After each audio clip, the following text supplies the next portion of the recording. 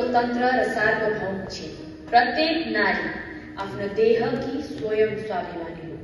प्रत्येक नारी आफ्नो सपनाकी स्वयं मालिक हो।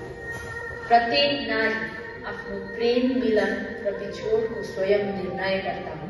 नारी भोग्या मात्र होइन, इतिहासकी निर्माता हो।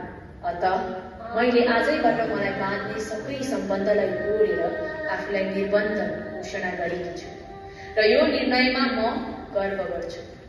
कुमार शुभकामले, तिमीलाई पनि मैले आजैदेखि मेरो विगत, वर्तमान र भविष्यबाट निवृत्त गरेकी छु। यो तिमीलाई मेरो तर्फबाट उपहार हो। शुभकामना। उही कुमारी